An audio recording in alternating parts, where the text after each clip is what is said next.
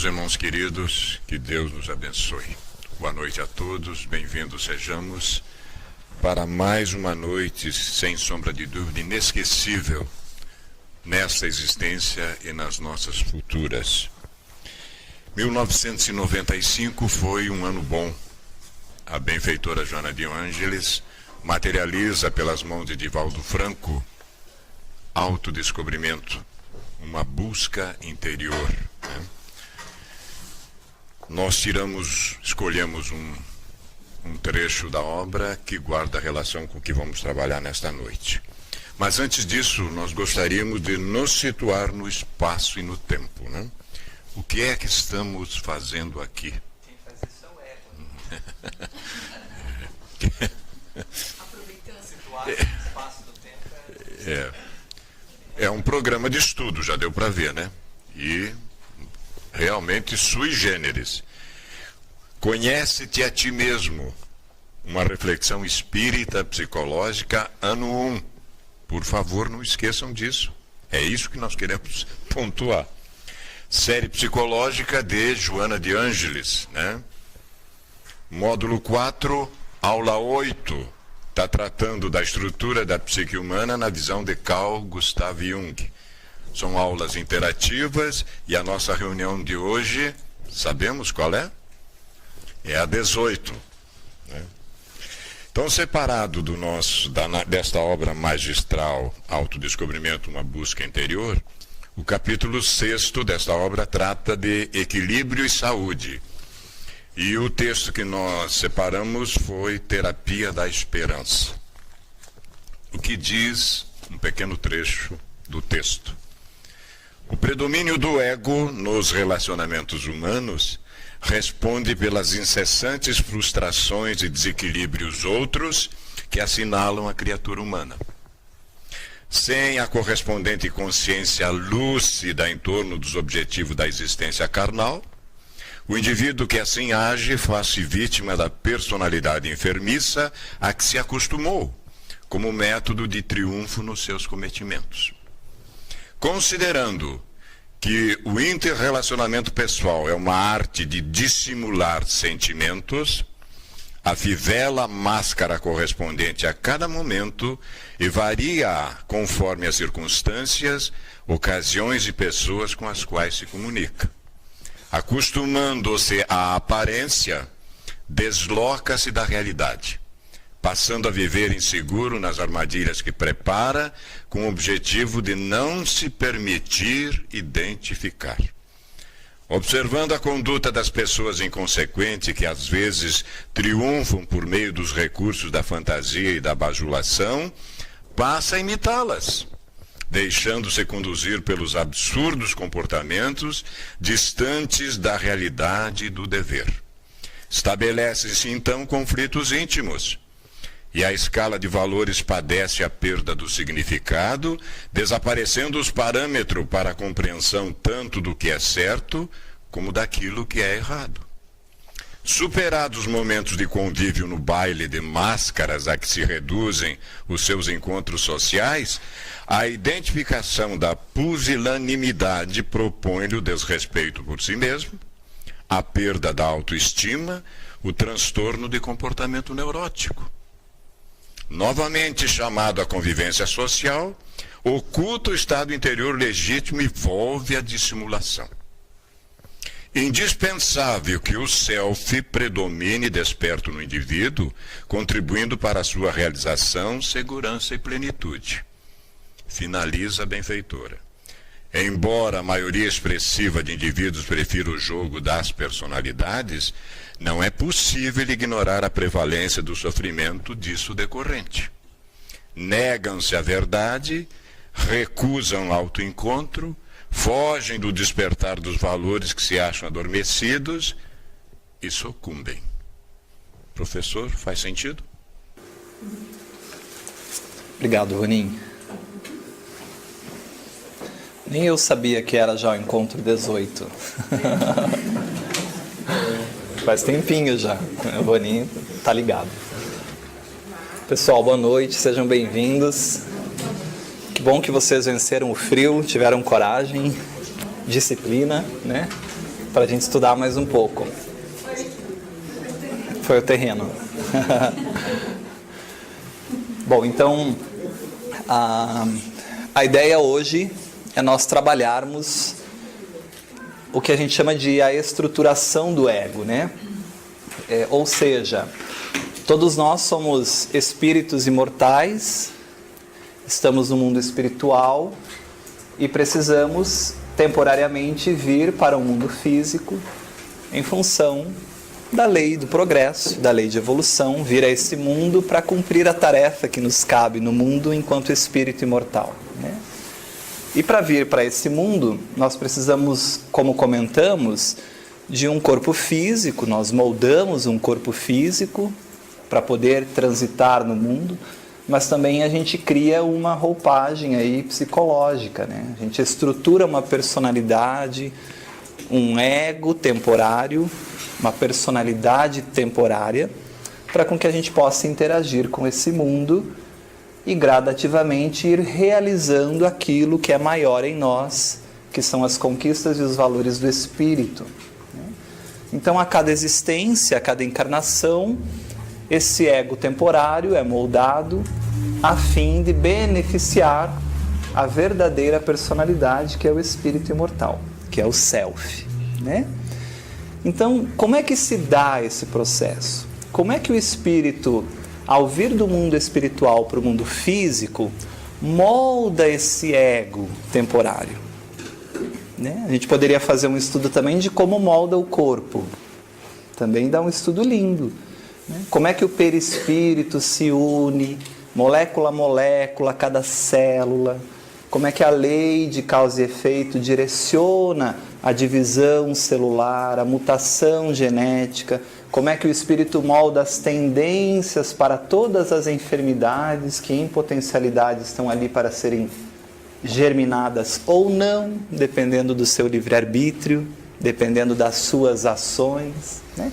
Então a gente poderia estudar nessa perspectiva. Kardec estuda isso lá no Livro dos Espíritos, do retorno do espírito ao mundo físico. Ele faz esse estudo. Nós vamos estudar à luz da psicologia. Então o nosso objetivo não é focar exatamente em como o espírito molda o corpo físico, né? Há uma literatura linda aí para isso, quem também tiver interesse. Jorge Andréa, então, é uma grande referência nessa área, mas estudar como, além desse corpo físico, a gente molda esse corpo psíquico. Como que eu formo esse ego, como que eu estruturo esse ego para eu poder saber quem eu sou, me diferenciar do outro, me diferenciar do próprio mundo e interagir com o mundo. Perfeito? E assim como a criação entre aspas, do corpo pelo espírito, ela é influenciada por todo o planejamento reencarnatório desse espírito, da mesma maneira, a formação, a estruturação do ego também é. Não é aleatoriamente que nós somos assim, assado, mais extrovertidos, mais introvertidos, que durante a infância a gente teve uma mãe mais castradora, violenta, repressora, ou mais liberal, mais tranquila, mais permissiva, ou uma mãe que nos mimou, que nos protegeu, que nós somos os bibelôs e até hoje a gente vive nessa bolha, ou uma mãe que nunca nos amou, nunca nos desejou. Aliás, a gravidez nem foi desejada e nos rejeitou.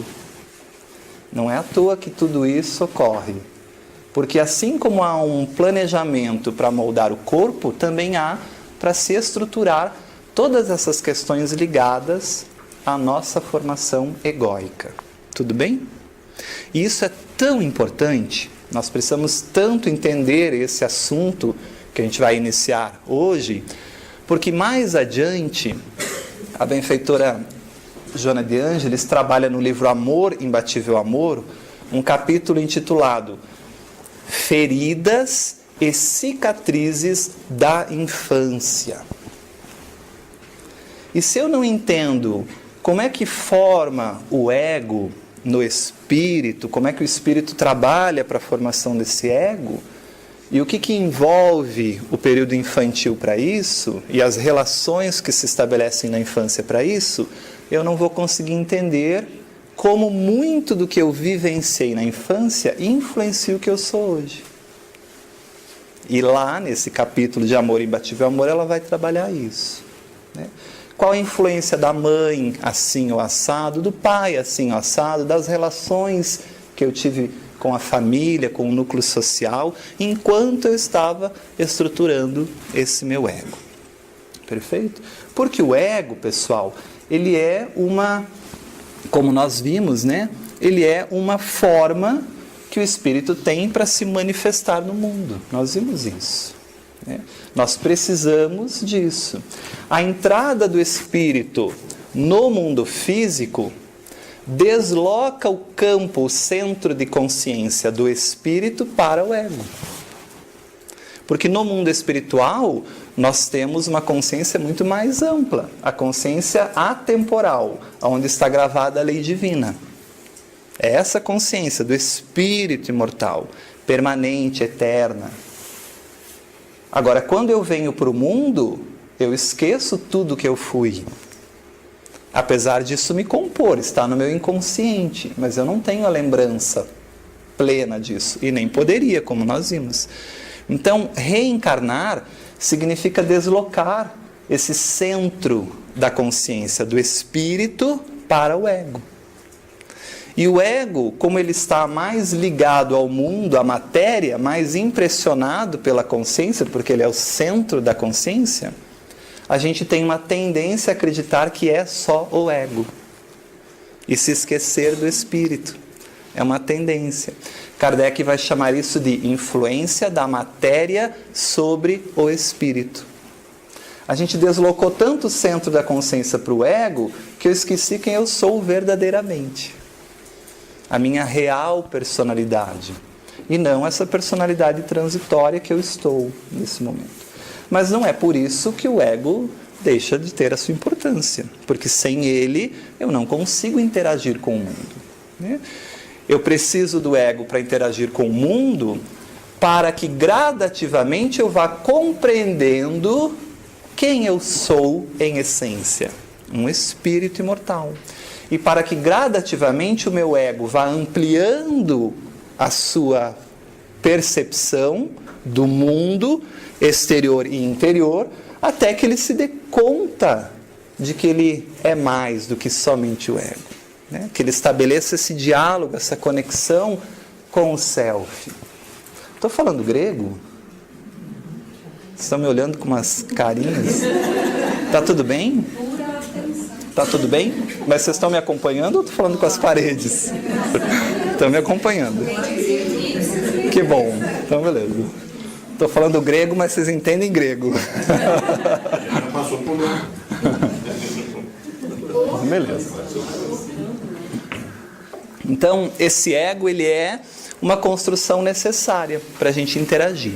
E algo importante que nós temos que retomar, porque isso é importante, é que o ego, ele é um resultado de tudo que eu sou, né? Enquanto espírito imortal, isso vai influenciar nessa formação e nessa visão do meu ego, né? A lente que eu vou ter para ler o mundo é muito particular, minha, né? Dessa necessidade que esse espírito tem enquanto planejamento reencarnatório.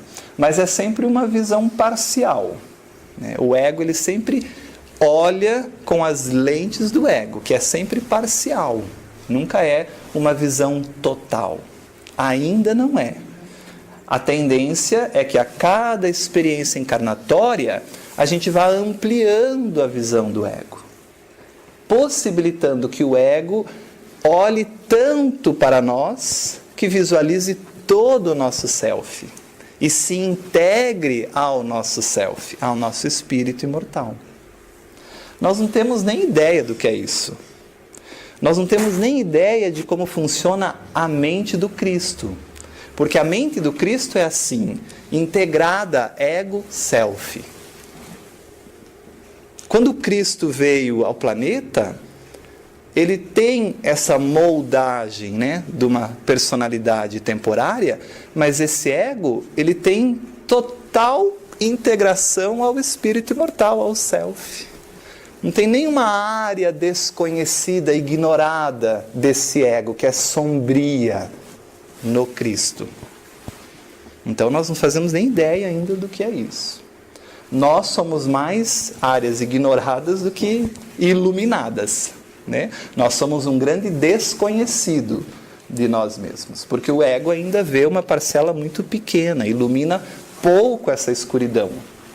E a cada experiência, esse holofote vai se ampliando. Então, é uma maneira pela qual o Espírito se manifesta no mundo. Isso é importante, né? Sempre temporária, mas necessária, né? Mas nós somos muito mais do que esse ego. Então, numa experiência encarnatória, por exemplo, a gente pode deixar em stand-by algumas coisas que a gente já viveu, já conquistou, já desenvolveu, nem desenvolveu tanto, mas que não é relevante ou importante para essa existência, porque o nosso planejamento é outro nessa existência. Então o espírito mantém essas coisas no inconsciente, guardadinho, e aí o ego não tem acesso a isso, porque ele vai ter que trabalhar outras coisas nessa existência, que são importantes para o crescimento do próprio ego para olhar o espírito, para olhar o self. Então nós somos muito mais do que o ego. É isso que é importante e claro nós termos. Como ocorre esse diálogo, como ocorre essa relação de diálogo do ego ao self, isso a gente vai ter depois no momento oportuno, certinho, com a nossa psicóloga Adriana Lopes. Ela vai nos explicar todo esse processo, tá? Bom, até aqui, pessoal, perguntas, dúvidas lá do que a gente comentou sobre ego nos encontros anteriores? O que eu acho interessante ponderar é o que nós conversamos e que foi mencionado na semana passada, do porquê que a gente acha que nós somos o ego, né? Uhum. Por conta de ser essa parte na consciência. Então, consciência é o que, e às vezes nem consciente do ego a gente está ainda, mas essa ideia equivocada de que nós somos o ego, por ser essa parte da consciência.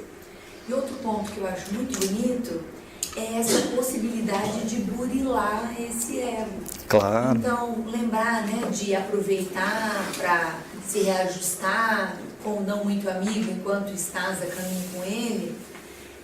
Lembrar desse não muito amigo mesmo, literalmente, que não só esse olhar para nós mesmos. E muitas vezes a gente vê aquela pessoa mais difícil, que a gente fala, eu acho que eu não vou dar conta, vou ter que deixar para depois. Mas lembrar que da mesma maneira que eu estou me esforçando para burilar o meu ego e estou me melhorando, consigo ver outras possibilidades que há X anos atrás, aquele meu desafeto também pode ter feito esse despertamento e esse processo, e que hoje é mais possível nós nos aproximarmos para vencermos pararmos essas arestas. Isso eu acho tão bonito, não é verdade? Porque às vezes você conhece um amigo da época da faculdade, aí se encontra 20 anos depois, você olha e fala, gente, não tem nada a ver com aquela pessoa que eu conheci na época da faculdade. Não é verdade? Porque o próprio ego vai sofrendo essas mudanças ao longo do tempo. Lembrar, né? dessas possibilidades. Exatamente. Como a gente mesmo, lembrar a gente, 5 anos atrás, 3 anos, 10 anos, e como a gente é hoje. Perfeito. Será que se alguém visse a gente há 5 anos atrás, ia querer se aproximar da gente da mesma maneira que hoje? Exato. Porque a gente faz a análise só em relação ao outro, mas e o outro em relação a gente, né?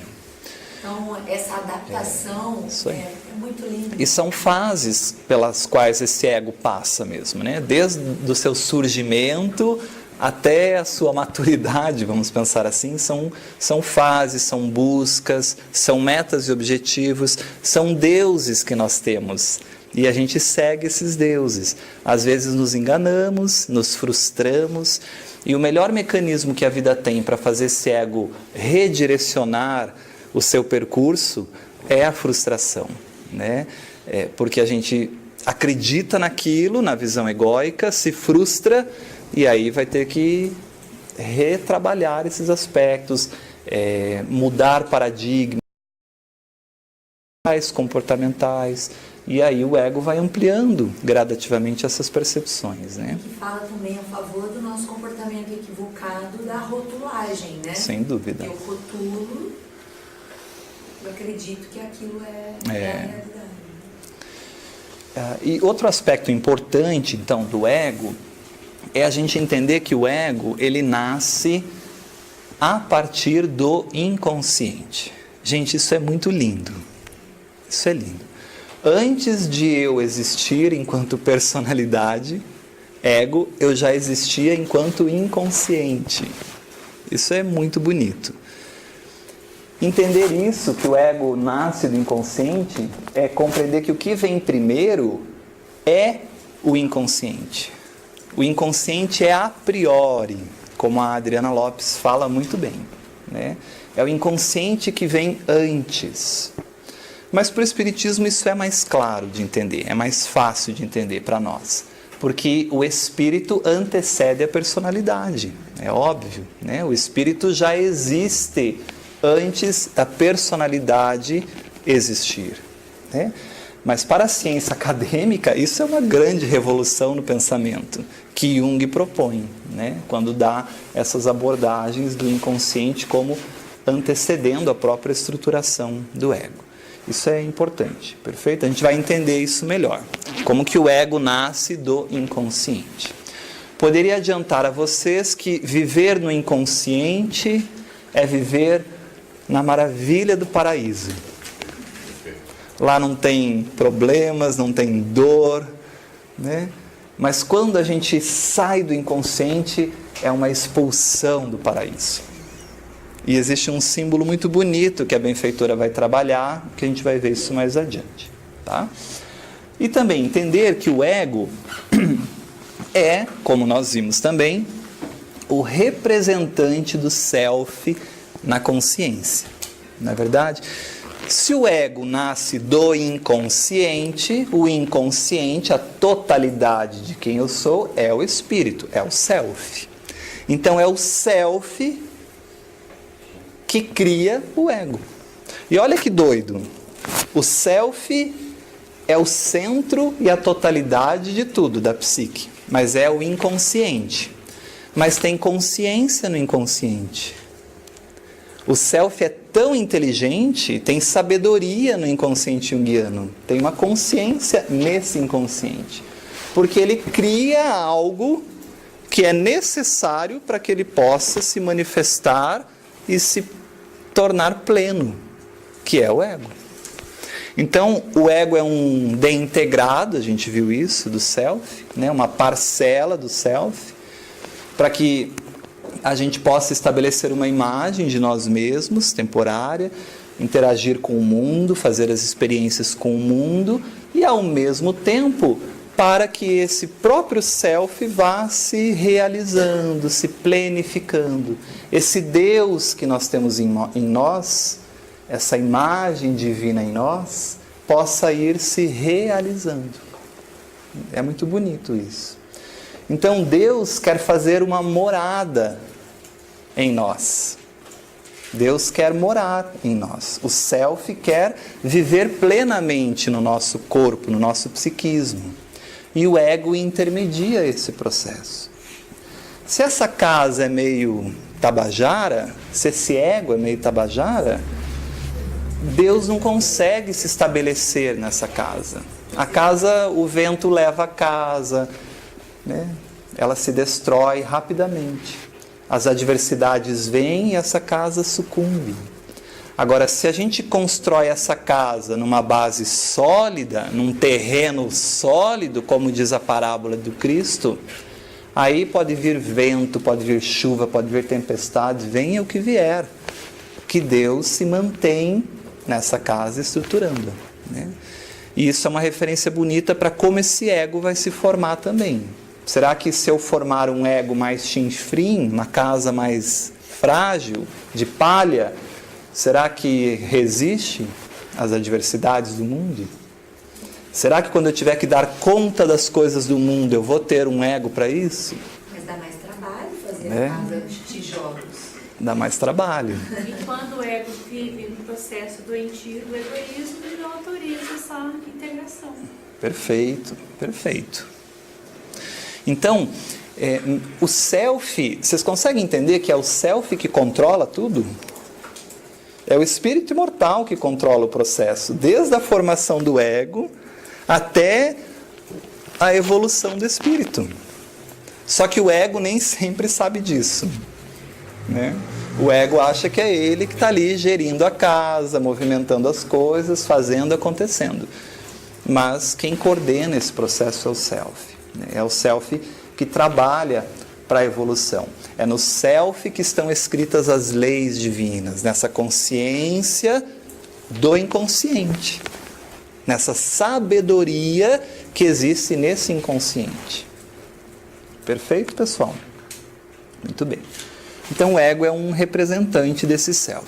Por isso a benfeitora vai dizer, como o ego nasce do inconsciente e ele não consegue perceber todo o conteúdo que continua inconsciente, a benfeitora vai dizer lá em Triunfo Pessoal, num parágrafo, que a conquista da consciência é um parto muito dorido do inconsciente. Olha o que ela está falando.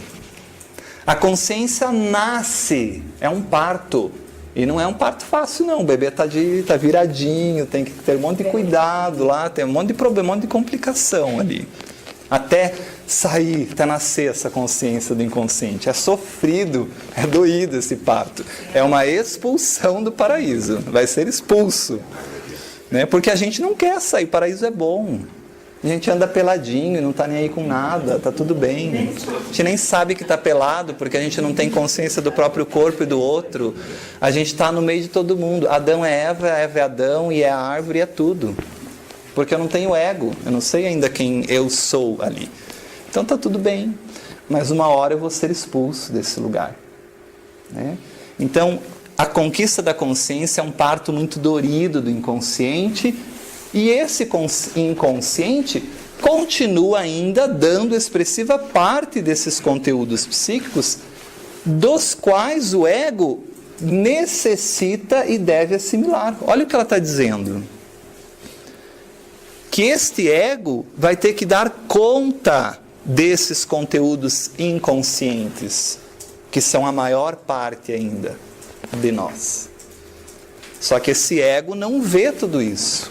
Então, como é que o inconsciente faz o ego perceber os conteúdos inconscientes? É gradativo. Uma frustração aqui, outra frustração ali, um revés aqui, uma puxada do tapete ali, um conflito existencial ali, uma doencinha aqui. E aí nós vamos quebrando as ilusões, deixando as fantasias, largando aquelas coisas que a gente achava o mais importante na vida e percebendo que não são, e olhando para outras possibilidades que até então o ego não vislumbrava. A gente vai dando carga no holofote, a vida vai dando carga no holofote e o ego vai iluminando cada vez mais esses conteúdos. Isso não acontece numa existência. Nem em 2, nem em 10, nem sei quantas. Nem sei quantas. Né? Mas chegará uma hora que esse ego estará totalmente integrado a esse self. Dará conta de todos esses conteúdos inconscientes. Daí nós somos luz. Como Jesus dizia, brilha a vossa luz. Então a gente pode entender assim, dá uma carguinha aí na potência desse ego, olha para mais coisas de você e gradativamente faz essa luz brilhar, até iluminar todo esse inconsciente e você ser luz, como o Cristo é. Não tem mais sombra nenhuma. Antes da gente vir, a gente pede, lembra que a gente pede a carga máxima. E aí o avarista diz, calma meu filho, vai, pega leve. Vamos num choquinho pequeno primeiro. Vai com calma, entendeu? Você não vai aguentar nada. Muito bem. Então, essa primeira ideia, tudo bem? Uma revisão rápida, na verdade, do que a gente falou, mas importante para o que a gente vai abordar hoje. Né? Então, como é que ocorre essa estruturação do ego? Desde o momento que o espírito se acopla, né, a essa gravidez, vai moldar esse corpo do nenenzinho, ainda intrauterino, vai nascer para o mundo e como isso vai se processar. Então, nós poderíamos fazer uma comparação interessante aqui, ó. Se a gente analisar a gestação nos animais, de forma geral, os animais, de forma geral, eles nascem meio que prontos para a vida. Eles já nascem um pequeno adulto, né? Se não nasce um pequeno adulto, em pouco tempo eles já estão prontos para abandonarem os pais e viverem a vida sozinhos, né? Então nós poderíamos trazer uma frase interessante aqui. De forma geral, os filhotes das demais espécies que não a humana ficam pouco tempo com os pais. Nascem praticamente prontos para o mundo, ou em poucos dias estão preparados para a vida sem precisarem de qualquer ajuda. E é verdade, né? O animalzinho nasce, ele dá alguma ajudinha inicial, mas rapidamente ele tem que se virar. Se você pensar nos filhotes de tartarugas, então, lá, tadinhas, nem tem a mãe por perto. Está lá enterrado, ovinho na areia, já nasce tendo que cavar a areia. Quando chega lá em cima ainda tem que correr para a água para não ser comido pela gaivota. E chegou na água, o problema começou, porque aí ali estão os maiores predadores, né? Mas se vira, está pronto, né? Então, em poucos dias estão preparados para a vida sem precisarem de qualquer ajuda, atingindo relativa maturidade para viver no mundo e rapidamente desvinculam-se dos seus genitores, né? Essa é uma ideia muito interessante, que é trabalhada por um psicólogo alemão. O Neumann é alemão, Adri? É, né? Acho que é alemão, que é o Erich Neumann, né? No seu livro A Criança, muito interessante, onde ele trabalha todo esse desenvolvimento e essa estruturação do ego, né? Mas, na gestação humana, não é assim. A gente não nasce pronto para o mundo ou já quase um mini adulto. A gente não é assim, né? Na gestação humana, aliás, Erich Neumann foi um dos mais talentosos alunos de Jung, né? Ele estudou com Jung, ia frequentemente para Zurique, mas ele era alemão mesmo, psicólogo alemão. A obra, para quem tiver interesse para aprofundar isso, se chama A Criança, né? Mas a gestação humana é diferente, olha só. O embrião humano, para nascer num estado de amadurecimento que seria equivalente a esses dos animais, ele precisaria passar por um período de gestação de cerca de 20 a 22 meses. Olha que interessante. Então, nós temos um período de gestação intrauterina de 9 meses, precisaria ainda quase um ano fora extrauterino para com que essa criança tivesse uma relativa maturidade. Isso é muito interessante. Veja, a criança quando nasce, ela não tem o ego formado ainda. E esse ego vai se estruturar aproximadamente após esse período. Então é quando ela nasce psicologicamente. Agora ela sabe que ela é ela. Ela não é mais o todo. Ela não é mais a mãe, o mundo. Não é mais o inconsciente. Então é muito interessante isso. Em outras palavras, o filhote humano, após os 9 meses que passa no útero, requer ainda mais um ano para atingir o grau de maturidade que caracteriza a maioria dos demais mamíferos ao nascer. Desse modo, todo o primeiro ano da infância precisa ser considerado como fazendo parte da fase embrionária. Olha que interessante. Isso é do Neumann. Por que é só a espécie humana que precisa disso? Quando a gente estudou lá o princípio inteligente evoluindo nos reinos, né? Por que é só na espécie humana? Qual a espécie que Deus escolhe para o espírito encarnar? Dentre todas as espécies, no livro dos Espíritos, o livro dos Espíritos nos ensina que Deus escolhe, dentre todas as espécies, a espécie humana. Então, a espécie humana é a que vai ter o espírito. E o espírito, quando vem para o corpo, precisa moldar um ego. O animalzinho não precisa moldar um ego. Aliás, ele nem tem ego. Ego é uma conquista do princípio inteligente que se tornou espírito. Então, quando ele encarna na espécie humana, as coisas mudam. Já não é mais só um princípio inteligente ali, sendo elaborado. Então, a gestação humana, ela teria uma fase intrauterina, que levaria aí 9 meses, né? Em que a criança está fisicamente e psiquicamente totalmente integrada ao corpo da mãe, né? E aí, por mais que o pai participe ou qualquer pessoa participe, essa é uma tarefa materna. A integração psíquica da mãe com o feto é única. Não tem como substituir isso, né? Apesar de que o pai ou qualquer outra pessoa envolvida, as mães, os pais, qualquer composição familiar, vai poder contribuir muito, a gente vai ver isso. Mas é único da maternidade, né? Enquanto eu sou um espírito que estou no corpo masculino, eu não tenho como ter essa experiência que é exclusiva da maternidade. Mas quando eu reencarnar num corpo feminino e for mãe, aí eu vou poder vivenciar isso e isso vai ficar arquivado no meu espírito imortal, né? Mas além dessa fase intrauterina, nós teríamos que ter então uma fase extrauterina, ou que alguns chamam, alguns autores, de fase ainda intrauterina, porque essa criança não nasceu. Ela está ainda protegida. Ela saiu da barriga da mãe, mas ela está num útero social. Ela está convivendo com um grupo social, mas ainda sem ter consciência de quem é. Tem que ser amparada e protegida e acolhida. Então, alguns chamam de fase intrauterina social. E isso levaria mais 12 meses. Então, o nenenzinho nasce com uma relativa maturidade biológica, relativa, né?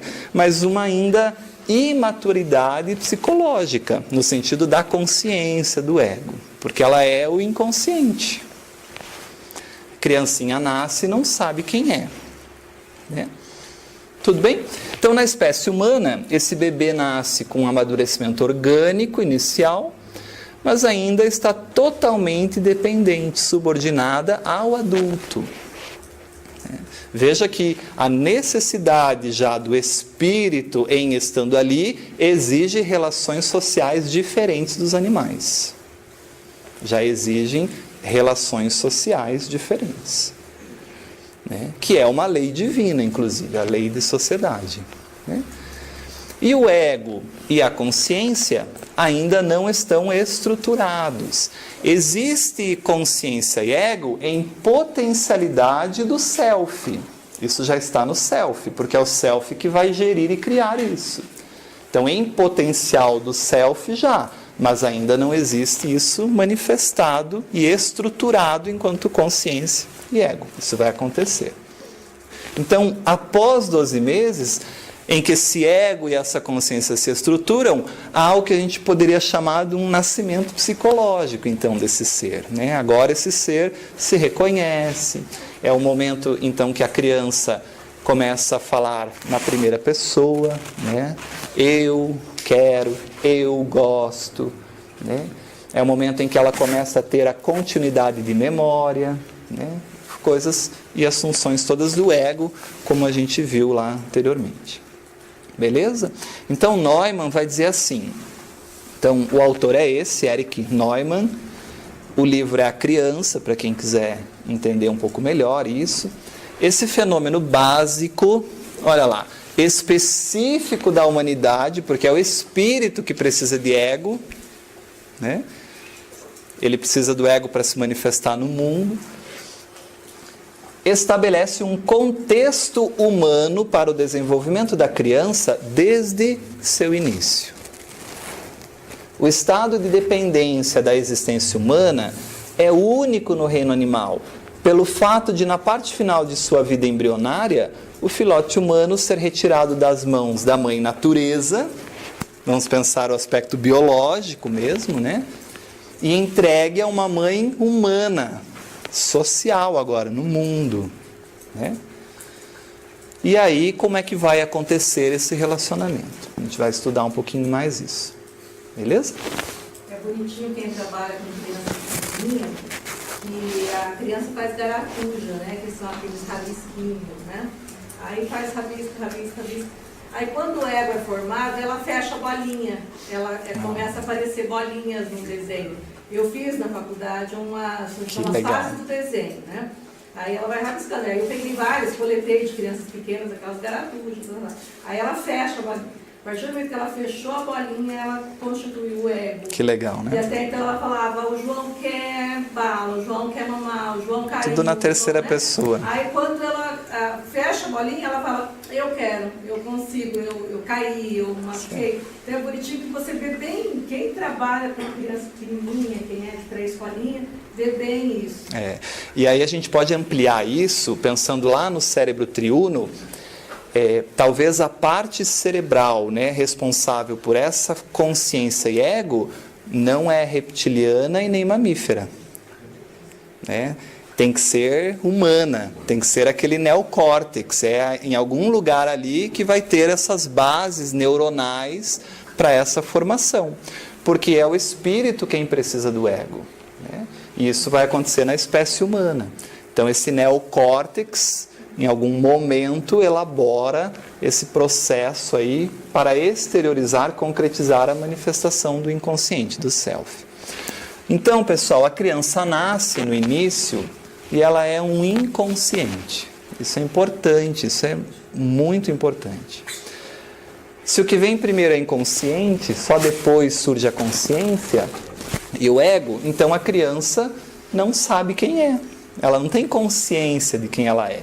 Não tem esse ego formado, ela não tem uma imagem corporal delimitada, isso aqui é meu, isso aqui é do outro, né? A criança é um grande inconsciente, ela faz parte do mundo e o mundo faz parte dela. Consegue entender isso? A mãe é a criança, porque ela não consegue delimitar o que é ela e o que é a mãe. Então a mãe é a própria criança. Aliás, a mãe é o reflexo do self da criança. O mundo é o reflexo do self da criança, do inconsciente. Tudo bem? E é interessante entender essa mãe, né, Wagner, como aquela, não é necessariamente a biológica, né? Isso aí, vamos trabalhar isso aí. O materno, ele se constela naquela figura do cuidador. Isso. Pode ser no caso de um pai que precisa cuidar desse bebê. Claro. Aí vem a imagem de ânima, né? Esse feminino interno que constela essa possibilidade de desenvolver essa estrutura egóica. Porque senão fica aquela coisa muito, nossa, mas isso é uma criança adotiva. Exatamente. Né? Pode ser a mãe, é muito genérico. A gente já vai trabalhar isso na relação primal. Então, pode ser o pai, pode ser a babá, pode ser o orfanato, pode ser a lata de lixo, num primeiro momento, que vai ser o self da criança, até ela ser socorrida. Então, a gente vai discutir isso. Mas a ideia é essa, de que quando a criança nasce, ela é o mundo, e o mundo é ela. Ela está imersa no cosmos, no que os autores chamam de uma participação mística com tudo, porque não há uma diferenciação entre o que eu sou e o que o mundo ou o outro é. Eu sou tudo. Eu estou no paraíso. Essa é a ideia, né? Então, nesta fase, não existe ainda para a criança a consciência de si mesmo, ou a discriminação entre mundo interno e mundo externo, o que é meu, o que é do outro, né? O que é fora de mim. Eu sou tudo e tudo sou eu. A criança é o mundo e o mundo é a criança. A criança forma uma totalidade e uma unidade com o mundo, participação mística. Eu sou parte do todo e o todo é parte de mim, né? A criança ainda não possui nenhum ego formado, nenhuma imagem corporal delimitada. Esta é simbolicamente uma fase paradisíaca em que a criança se encontra totalmente imersa no mundo inconsciente, tão grande e limitado que poderia ser chamada de fase cósmica, né? Muito bem. E aí o que acontece com essa criança, que é esse inconsciente? Chega uma hora que ela vai ter necessidades básicas de sobrevivência da vida. Ela vai ter fome, ou ela vai sentir frio, ou ela vai sentir calor, ou ela vai sentir dor, ou a fralda está suja. E aí vai ter um incômodo nesse paraíso. Alguma coisa vai fazer essa criança sair desse estado neutro que ela estava do inconsciente e vai gerar uma tensão. Pode ser a fraldinha suja, pode ser o frio, pode ser a fominha, as necessidades básicas iniciais da vida. E o que a criança faz? Chora. É o primeiro instinto para exteriorizar isso. E aí o que ela vai receber do mundo, de forma geral? Ela vai ter a satisfação, a saciedade, o prazer das suas necessidades, ou a não saciedade ou desprezo, né? Foi a mãe que vestiu, certeza. Né? Você pai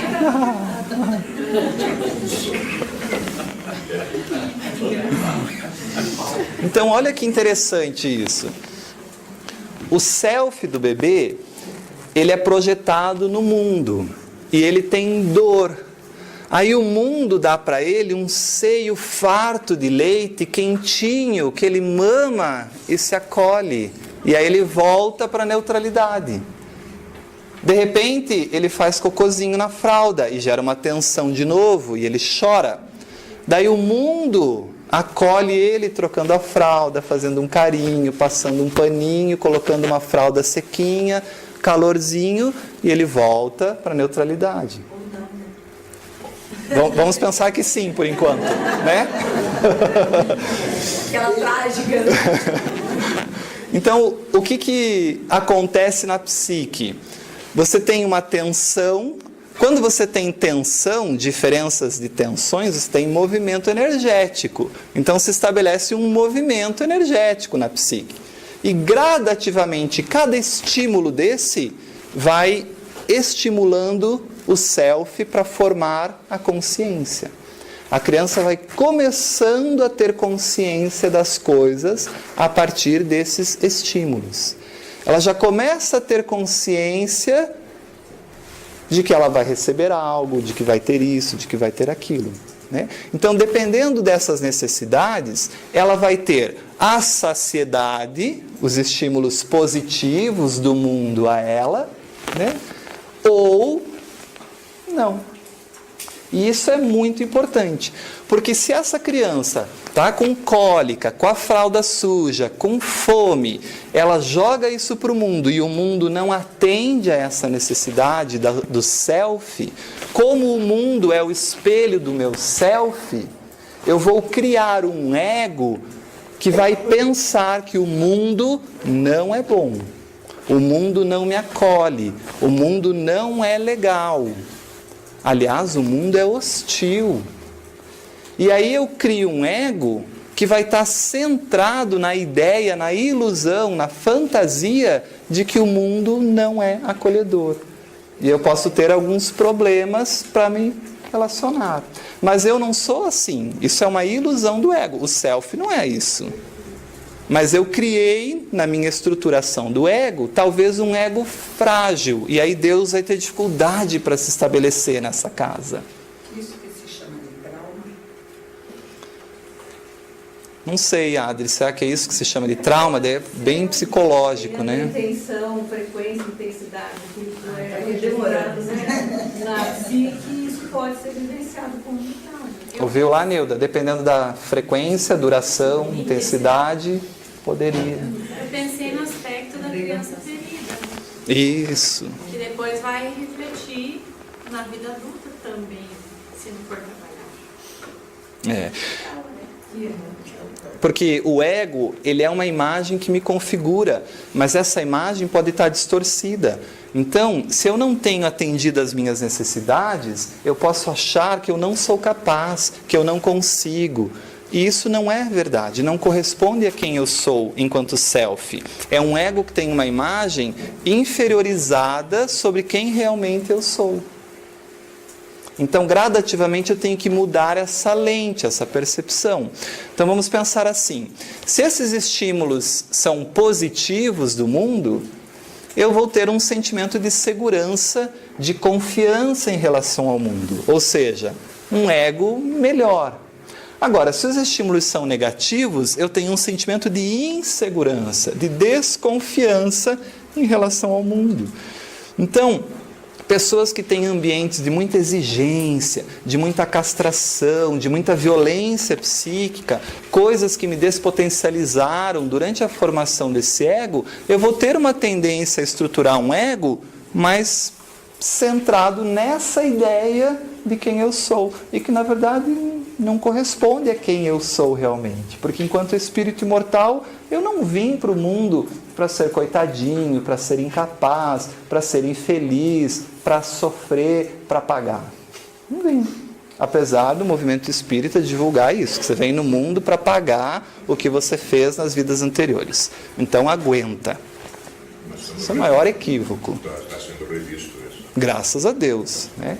Porque isso é uma bobagem. Por exemplo, aquele perfil de pais permissivos que deixam a criança fazer tudo, o filho fazer tudo, e que aí ele entra naquele entendimento de que se o adulto que deveria cuidar de mim deixa eu fazer tudo, ou seja, eu sou o rei, eu mando, eu ordeno, então quando eu precisar de alguém, quem vai cuidar de mim? Então, e que aí gera esse ego inseguro, entra a um estímulo a esse inconsciente também ou não? Na realidade é assim, eu acho que o Wagner vai falar mais à frente, né? Então tem a princípio esse ego sai vinculado ao self, né? Ele tem essa vinculação com o self. Então aí ele sai, lembra do ego herói, aquela jornada do herói? Sim. Então se ele não tiver a frustração, ele vai continuar herói. Aí ele não tem limite, ele é o adolescente que pode tudo, pode pegar o carro, sair a 2.000 por hora. Fazer mística. Ele não tem a frustração do ego, né? E isso também é vivenciado como algo não positivo. Porque o Freud fala muito bem, a gente tem a tendência a buscar o prazer e a evitar o desprazer. E essa sensação de prazer de estar com a fraldinha limpa e o desprazer de estar com ela limpa vai gerar na criança a sensação, agora tá bom, agora não tá. Vai formando a discriminação para poder formar, porque um dos atributos principais do ego é a capacidade de discriminar o que é bom, o que não é bom. E uma vivência ou de completo abandono pode gerar uma ferida nessa criança, a criança ferida, ou, no caso, a possibilidade de fazer tudo. Né? Exato. Então, as duas polaridades não provocam. Por isso que a gente tem que estar aqui, né, Adri? A gente tem que estar no equilíbrio. Por isso que é o caminho do meio, né? Por isso que é difícil. Porque se eu deixar, porque eu posso ter. Se sente amada. Exato. Eu posso ter todas as necessidades satisfeitas e esse ego cresce, se estrutura achando que ele pode tudo mesmo. E aí ele acha que é Deus. E aí ele não é Deus. E ele vai ter que perceber que não é Deus. Quem é Deus é o self. E aí a frustração coloca essa queda do cavalo, como a gente diz, né? Ou a nossa estrada de Damasco, que a gente percebe que não era tudo aquilo que achava. O contrário também, né? Então, a criança não é amada, não é benquista, não é desejada. Então, o que é importante a gente entender aqui, que amplia muito a nossa discussão, é de que o ambiente psíquico dos pais, o ambiente familiar, o ambiente da casa é muito importante para o desenvolvimento e estruturação do ego infantil. Não adianta nada os pais trancarem a criança no quarto depois que dormiu e irem brigar na sala. Porque o ambiente psíquico que vai estar ali faz parte da criança, porque a criança é esse mundo. Sabe o que eu estava conversando com a Adri certa feita, Wagner, né? De como, por exemplo, a mãe mudando o comportamento interfere no comportamento do filho? Ou... Sim. E aí o que a Adri me respondeu, que para mim, muda, né, a percepção, muda o nosso nível de consciência. Isso. O self, ele não está restrito em um centro, ou em um corpo físico, ou em um nada. O self está aqui. Isso é só didático. Então, pensa, se eu mudo, se eu estou burilando o meu ego, então eu estou conversando com o meu self, né? Perfeito. Então tá mudando tudo aqui, ó, ao meu redor. Então, eu tô aqui, o meu self tá aqui, você tá aqui com o seu self tá aqui, que tá junto com o meu self. Então, como que isso não vai interferir um no outro? Tudo ligado. Naturalmente interfere. Por isso que nós... Não adianta fechar a porta para brigar. Por isso que... E não adianta encaminhar o filho se você não faz nada com você, não é verdade? Perfeito. Tem um autor que eu não me lembro qual, que diz assim: quando você ganha um nível de consciência, todo o universo ganha um nível de consciência com você. Porque é uma ligação. E a gente vai entender isso no inconsciente coletivo, quando a gente falar depois. Né? E é isso. Wagner, só uma coisinha. Porque aqui a gente está se referindo, a princípio, dando esse exemplo, desse início desses 12 meses. Isso. Em que Esse ego ainda está se estruturando. Mas esse processo também ocorre depois. Claro. O ego está sempre Com certeza. se formando. Perfeito. E se reformando, e se reestruturando. E esse ego, uma vez que esse ego se forma, e aí a gente vai aprender isso mais adiante, ele vai começar a se relacionar com o mundo. E aí, quando o ego começa a entender que fazer algumas coisas que o mundo não gosta não é legal, ele vai se adaptar ao mundo e vai criar uma persona para conviver com o mundo. Então a gente vai aprender isso.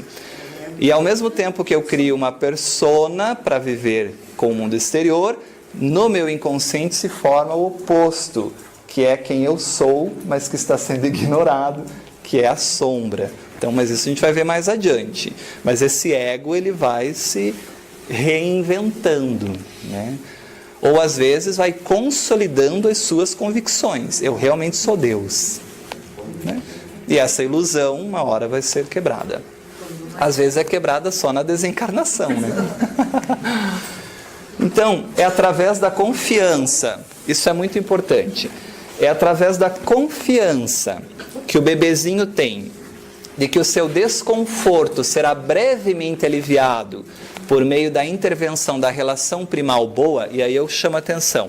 Isso aqui que é importante, ó. Uma relação primal boa. Aquela relação primeira, inicial, né? Quem vai estar com o bebê. E aí não importa quem seja. Aí é isso que a Adri comentou. A gente usava ali o termo mãe simbolicamente. Mas essa relação primal pode se estabelecer com qualquer pessoa que estará com essa criança, que estará cuidando, né? Então, a relação de confiança com essa relação primal é ali que a criança vai desenvolver a habilidade para suportar tensões e se submeter às demandas sociais mais tarde. Então é importante para estruturar um ego sadio, saudável, que dê conta do mundo. Porque o mundo não vai ser só coisas boas, o mundo também tem frustrações. E esse equilíbrio é que é difícil no processo educativo, né? A criança desenvolve um ego, quando tem essa relação primal boa, capaz de uma tolerância positiva, assimilando e integrando as qualidades negativas e positivas do mundo, tanto interno e externo, com possibilidade de aceitar a si mesmo e ao meio ambiente a qual está inserido, né? Então ela tem um diálogo consigo mesma. É um ego que vislumbra o inconsciente, que entende que o Wagner é invejoso, que o Wagner é egoísta, que o Wagner é isso, aquilo, e tudo bem, eu vou dar conta disso gradativamente, vou vencer isso. Eu tenho esse diálogo construtivo e consciente com o meu self. É o que a gente chama do eixo ego-self. Então, olha lá, para formar um bom eixo, que é o que ele diz aqui, essa confiança é indispensável para se estabelecer um adequado e estável eixo ego-self. Isso começa com uma relação primal boa.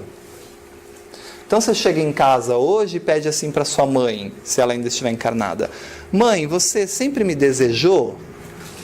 E mais, você me amou? Você não foi desejado? Foi querido? Foi assim ou não? Melhor não. Né? Deixa pra amanhã cedo, senão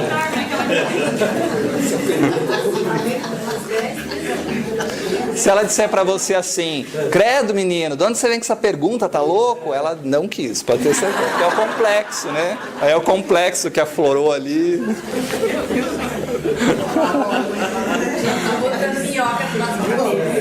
Então essa relação primal vai ser muito importante, né?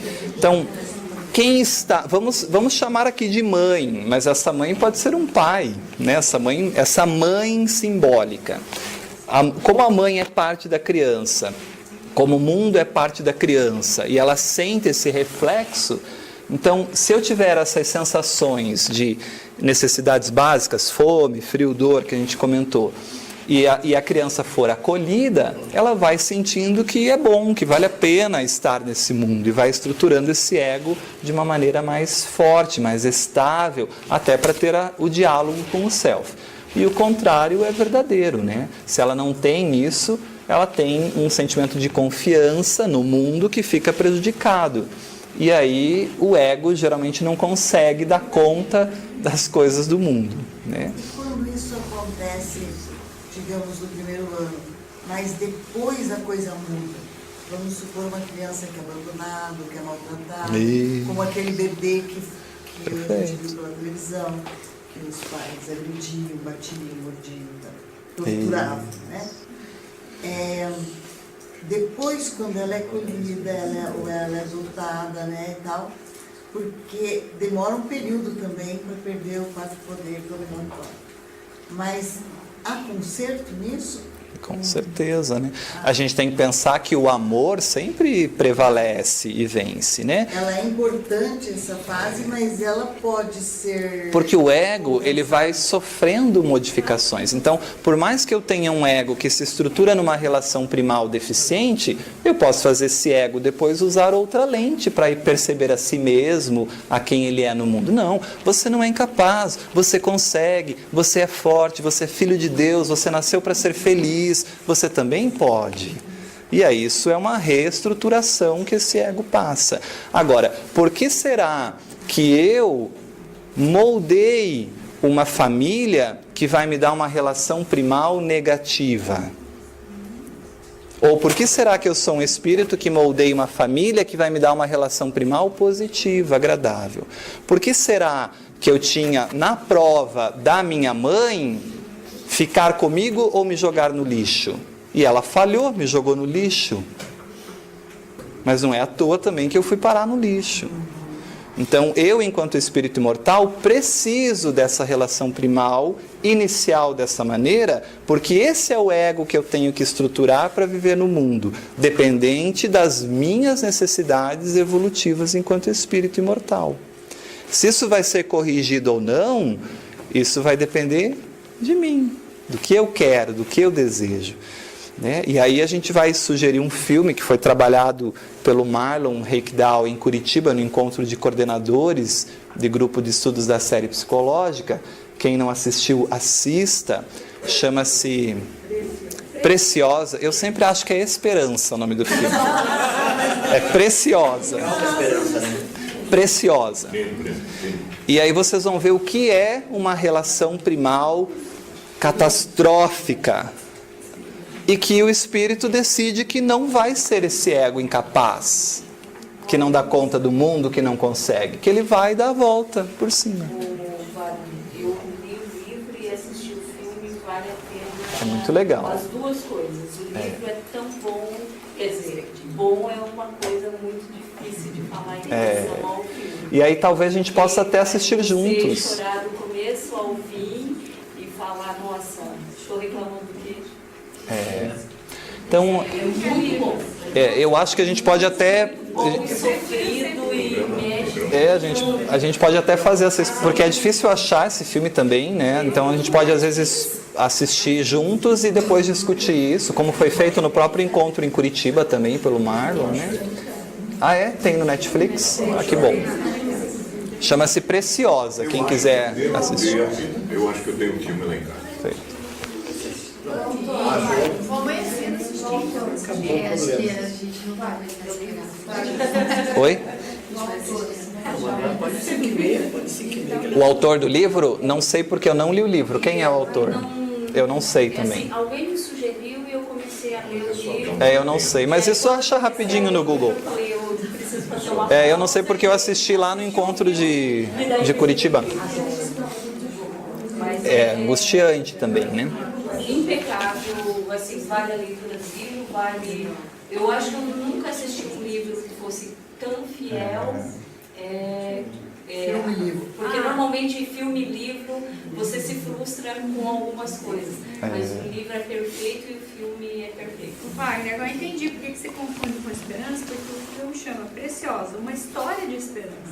Ah, então é isso. Isso em português, né? Sempre tem uma coisinha em português. Original. Pra explicar, né? E o interessante, né, Wagner, que no outro dia eu ia falar do eixo ego-self. E aí eu todo planejando esse eixo ego-self, da importância da relação primal, e aí ele vem, passa esse filme. Aí eu fiquei a noite inteira tentando pensar como é que eu ia partir do oposto, né? Porque eu ia partir do princípio e como se dá o eixo. Uma boa relação primal para um bom eixo. E aí ele me quebra, porque aí eu falei, e agora, né? Diante daquela catástrofe que foi aquela história, como é que essa criança reestrutura esse ego? Isso aí, que é essa pergunta. Formar a relação eixo, ego, céu. E aí eu me recordo muito bem de uma fala da Rose, que ela fala assim, que em casos de privações extremas na primeira fase da vida da criança, lesa inclusive a amígdala cerebral, né? Neuronalmente. E vai formar, como se fosse uma ovinha passa, né? Ela enruga toda, ela vai ficar com problemas inclusive estruturais na forma, né? Então, se há uma vivência de abandono tão extremo que vai lesar uma estrutura física, biológica, imagina como isso pode ser trabalhado posteriormente na parte emocional.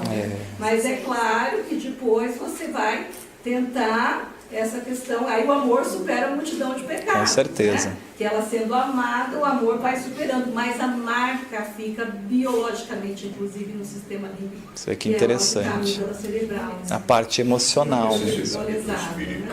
É uma necessidade. Claro, se é um espírito de luz, não, mas para nós, né, mortais, na nossa condição, a gente vai ter uma criança ferida. Agora, o importante, antes de eu te dar a palavra, a gente está falando aqui de uma relação primal boa no sentido de afetividade, tá? Amorosidade. É melhor uma relação primal amorosa com pouca nutrição do que muita nutrição e pouco amor, entendeu? Não adianta suprir as necessidades básicas, mas a principal, que é o aspecto afetivo, emocional, isso é fundamental na relação primal, né? O afeto. Diga lá, querida. Ah, tem também? Então é fácil de achar, né? Beleza. Você é a dona da locadora, não? Tô brincando. Achei que era uma propaganda, eu ia divulgar a locadora. Ótimo. Ou seja, não tem como não assistir, né? Dá para assistir de qualquer jeito. Vamos voltar aqui então, ó. Num primeiro momento, a criança se confunde com a mãe, como nós comentamos, não conseguindo se perceber como um ser diferente desta. É através dos olhos da mãe que a criança percebe o mundo. Seu inconsciente está intimamente ligado ao inconsciente da mãe, que o alimenta e lhe proporciona proteção, conforto e amor. Se você é mãe e não conhece o seu inconsciente, você está influenciando o seu filho com o seu inconsciente. Olha a importância da gente se autoconhecer cada vez mais. É terapêutico não só para mim, mas até para quem eu vou trabalhar nessa relação primal. Veja o quanto o nosso inconsciente influencia essa criança, né? Ela passa então a significar, a relação primal aí passa a significar prazer, e tudo que este possa proporcionar, quando for atendida nas suas necessidades. Como contraponto, toda e qualquer sensação de desprazer, incômodo, desconforto, também estará inicialmente associado a esta relação primal com a mãe. Veja, inicialmente, estrutura-se ali, talvez com um mundo meio, né, adverso, hostil, mas nada que não possa ser corrigido, né? Lembrem-se sempre que o ego são lentes pelas quais a gente vê o mundo, e essas lentes podem ser mudadas, né? Senão seria um fatalismo muito grande, né? O que não existe. Então, de tanto haver esses choques do inconsciente, uma tensão que é sanada e volta a repouso, uma outra tensão que é sanada e volta a repouso, uma outra tensão que é sanada ou não, que gera mais tensão, que não é sanada, que gera mais tensão, até que é sanada e vai voltando a repouso, vai gerando estímulos nesse inconsciente. Se a gente pensar que o inconsciente é o oceano, didaticamente, vamos pensar que esses estímulos são pequenas ilhas que vão surgindo nesse oceano. Então, no meio desse oceano que é o inconsciente, que é o self, né, vai se criando pequenas áreas em que esses estímulos vão sendo concentrados e formando essas ilhas que a gente chama de ilhas de consciência, né? Então, a resistência do mundo exterior em atender às necessidades do bebê fazem esse bebê, esse self, perceber gradativamente o que está dentro dele e o que está fora dele. Gradativamente a criança vai percebendo isso. O que é meu e o que é do mundo, né? Colisões e conflitos com o meio externo, ou seja, essas tensões que são geradas e essa satisfação ou não, são esses estímulos ao surgimento da consciência.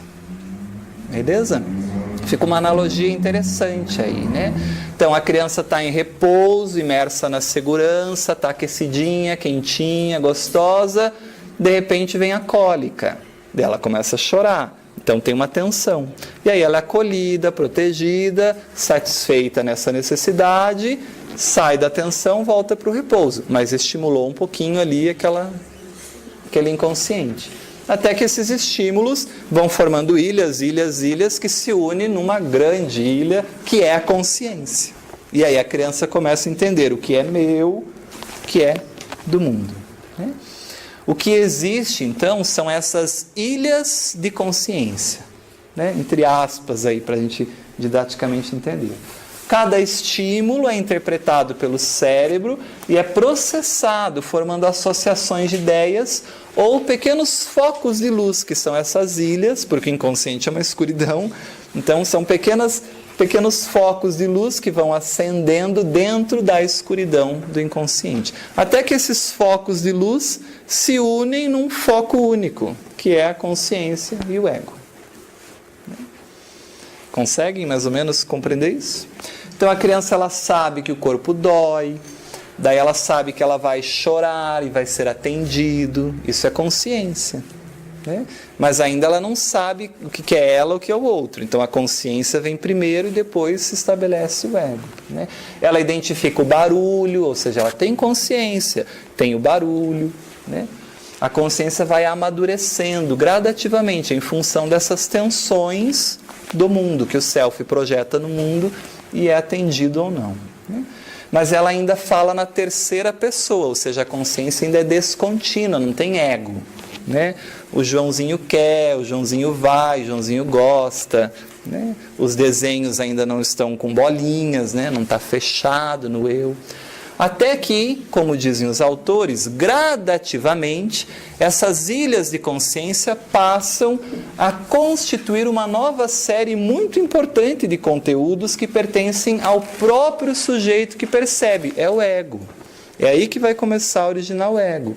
Chega um momento em que essas ilhas de consciência vão fazendo conexões entre si, como pequenas pontes, passarelas entre essas ilhas, e aí eu vou começando a entender que não há só o barulho, mas também há coisas que são minhas, que não há só a mãe, mas também há eu. E aí eu pego a minha mão e começo a perceber que essa mão é minha, diferente da mão da mãe que vem me atender. É quando o ego se estabelece na consciência. E aí ela fecha a bolinha na hora do desenho. Então, com o tempo, pontes terrestres emergem entre as ilhas, como ligações duradouras que se estabelecem e desenvolve-se, além de uma consciência pessoal ou um ego, que é uma consciência contínua. Agora ela sabe quem ela é. Isso é muito trabalhado por Jung num artigo que se chama Seminários sobre Sonhos de Crianças. Muito interessante. Ele trabalha essa questão da consciência, da formação do ego. Mas não é muito explorado isso por Jung, né? Isso é trabalhado mais por quem vem depois de Jung, em especial os pós-jungianos, e Neumann, com grande propriedade, trabalha muito bem isso. Então, a partir da consciência surge o ego. E aí a criança entende-se como quem eu sou. Há uma diferenciação. Esse é o momento, provavelmente, que a criança se reconhece como uma individualidade, né, diferente daquela mãe. Agora ela sai da participação mística, agora ela é ela, né? Começa a falar na primeira pessoa, começa a entender o corpinho, tem a limitação do espaço do corpo, tem continuidade de memória, o ego se estabelece e inicia-se tudo aquilo que a gente estudou lá sobre o ego. Então, gradativamente, desde o nascimento, o self da mãe vai gradualmente se deslocando para o interior da criança, para a formação desse ego. Ao indivíduo, cabe libertar-se desse paraíso, comer da maçã da consciência e encontrar-se a si mesmo, ou seja, a formação do ego. Então, isso pode ser trabalhado no símbolo do paraíso, como a benfeitora trabalha.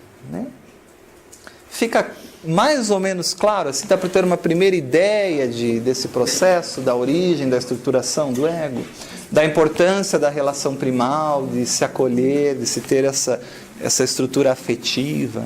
A pessoa pode até estranhar, mas isso está no capítulo 6 do Evangelho, item 5. Espírita, amai-vos. Esse é o primeiro ensinamento. O segundo, instruí-vos. Muito bonito. Olha lá. Muito legal. E lá em Triunfo Pessoal, a benfeitora vai comentar tudo isso que a gente está conversando aqui, só que ela fala em termos simbólicos, né? Então, olha como que ela vai trabalhar a origem do ego. Porque ela não trabalha esse detalhe. O paraíso está em Triunfo Pessoal também? Está aqui, é isso aí. Ah, tá. É em Triunfo Pessoal. Então ela vai dizer assim, a origem do ego, porque ela não vai trabalhar toda essa origem discriminadinha, né? Ela vai dizer nas entrelinhas, estude isso aí, né? Busque isso. Então ela vai trabalhar num parágrafo essa ideia, ela diz assim, a origem do ego e da consciência encontra-se mergulhada no conceito de que ambos, ego e consciência, estariam perdidos no mito da criação, quando não havia nada. É o inconsciente, não é?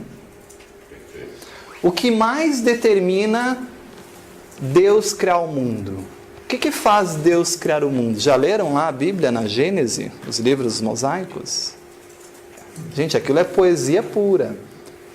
Nada melhor mostra e explica do que Deus quis, foi a sua vontade e assim foi feito. Então a gente pode pensar assim, por que o self cria o ego? O self quis e o ego foi criado. A gente pode fazer uma analogia no sentido de que Deus, que é a imagem de Deus em nós, esse self, quer criar o ego, e o ego vai ser criado, né? Até porque ele precisa desse ego para manifestar-se. Mergulhados no inconsciente predominante, surgem no mito, depois a gente vai entender isso, porque o mito, a gente vai falar de arquétipo, mas isso mais para frente, senão dá um nó na cabeça. Mergulhados no inconsciente predominante, surgem no mito constituindo o nascimento do ego mediante o sofrimento que enfrentará. É um parto dorido do inconsciente. E a sua libertação somente será possível por meio das diferentes fases do seu desenvolvimento. Então veja, o ego ele se forma e aí ele passa por fases do desenvolvimento. Uma fase que ele está totalmente inflado e se acha o rei, o Deus, o dono da casa, e uma fase que ele muda, e outra fase que ele vai mudando, enfim, são fases de desenvolvimento que a gente vai estudar também isso. Né?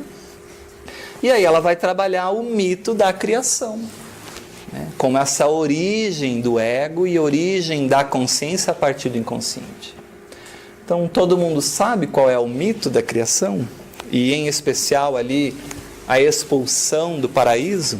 Né? Então, Adão e Eva viviam felizes no paraíso. Né? Cantarolando, sei lá o que fazendo. Mas estavam felizes no paraíso. Até que, de repente, surge uma árvore com uma serpente. E aí, diz para Eva se ela não quer provar um fruto dessa árvore, né? E Deus tinha dito, vocês vão ser felizes, podem fazer o que quiser, só não pode fazer uma coisa. Pronto, aí deu a chave, né? Falou que não pode, você pode fazer o que você quiser, menos comer a árvore ali, o fruto daquela árvore, que é a árvore do conhecimento. E Eva, então, tentada pela serpente, come a maçã, né? E ainda oferece para Adão, que come também. Quando eles... Fala, come que você será como Deus. Isso, exatamente. Já mostra a primeira fase do ego, né? Não é verdade? Quando o ego é criado, você vai ser como Deus, né? E ao comer, os dois então percebem que, primeira coisa, estão nus, né? Veja a identificação, a separação do mundo. Antes eles estavam no inconsciente, faziam parte do mundo, do coletivo. E naturalmente aí são expulsos por esse Deus vingativo, né? Expulsa eles do paraíso. E aí agora eles vão ter que lutar, trabalhar com o suor do próprio corpo para gerir as suas coisas, trabalhar, né? E aí as pragas todas que Deus impõe ali ao homem, à mulher, naquele mito maravilhoso, naquele simbolismo lindo, numa linguagem poética muito bonita de uma cultura de um povo, né? Que o Haroldo Dutra Dias estuda isso maravilhosamente bem. Quem quiser aprofundar isso, busca no YouTube os estudos do Haroldo Dutra Dias sobre o Antigo Testamento, né? Vale lembrar que não pode deixar de falar como foi que a serpente convenceu a Eva também, que você pulou essa parte. Então conte aí, que eu não lembro disso. Falou pra ela que emagrecia.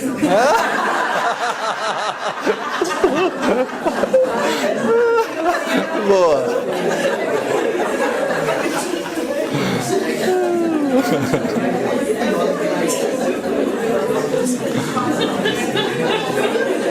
Essa é boa.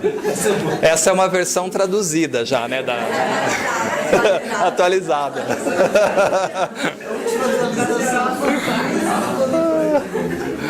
Traduzida para o português. Então, o viver no paraíso, na verdade, é um símbolo do inconsciente, né, pessoal? É isso que a benfeitora quer trazer para a gente. De que viver no paraíso é viver nessa participação mística. É viver sem saber quem eu sou, sem saber para que eu fui criado, o que eu estou fazendo aqui, para que eu vim. E muitas pessoas vivem assim. Qual é o teu sentido existencial? Qual é o teu objetivo existencial? Ganhar dinheiro. Alguns nem sabem. Muitos, quando sabem, dizem ganhar dinheiro. E aí a gente vai perceber que essas coisas, todas temporárias do ego, vão ter que ser abandonadas um momento, né? E às vezes é uma grande frustração para o ego quando eu tenho que abandonar tudo aquilo que eu ergui, o meu sentido existencial naquilo. Então às vezes eu posso criar a minha vida inteira para os meus filhos.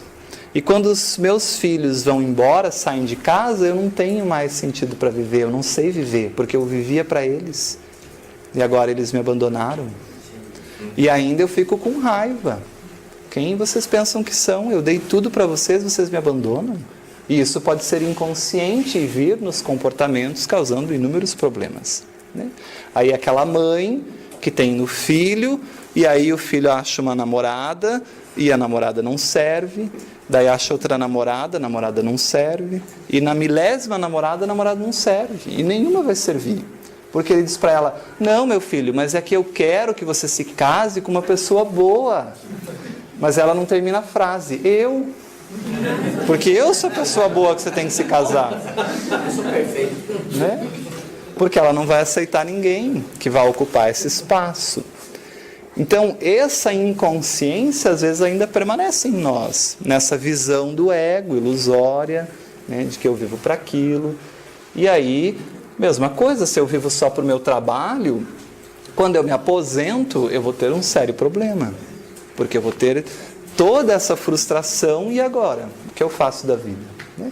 E a gente vai perceber que esse ego, ao longo da vida, ele tem alguns objetivos, isso é natural. Na primeira metade da vida, o ego está centrado mais no material. Isso é natural. Os nossos esforços estão concentrados em estudar, em buscar um bom emprego, em ter um bom salário, em conquistar as coisas materiais. Isso é inerente do ser. O problema é quando nós estamos polarizados somente nisso. Aí é um problema. Porque toda vez que eu polarizo, eu adoeço. Só que depois da metade da vida ali, a gente já trabalhou tudo que trabalhou, não ganhou dinheiro mesmo, já viu que não vai ser rico mesmo. Daí a gente começa a pensar assim, poxa, mas tem tanta coisa que eu gostaria de fazer, que eu deixei para segundo plano, porque eu tinha outras prioridades, eu tinha que me manter no mundo e pagar as contas, mas agora eu consigo. E aí a gente desloca esse ego para outras possibilidades. Há uma conexão maior do ego, não mais com o mundo externo e mais com o mundo interno. E aí a gente fala assim, não, mas parece que agora a minha vida eu valorizo outras coisas.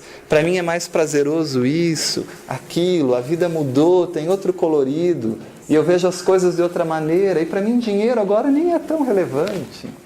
Isso são amadurecimentos que o ego tem nessas fases do desenvolvimento. E é esse diálogo do ego com o self, quando o self diz, olha para mim, busca o que você quer. Porque às vezes a pessoa vai viver uma vida não vivida. Ela vai viver a vida que o marido quer que ela viva e não a vida que ela quis viver.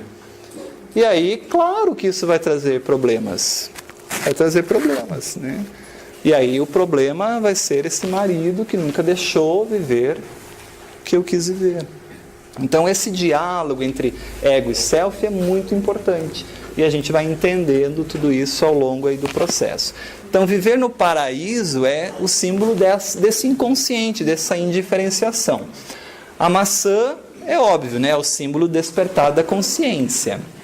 Né? E despertar da consciência é se perceber no mundo.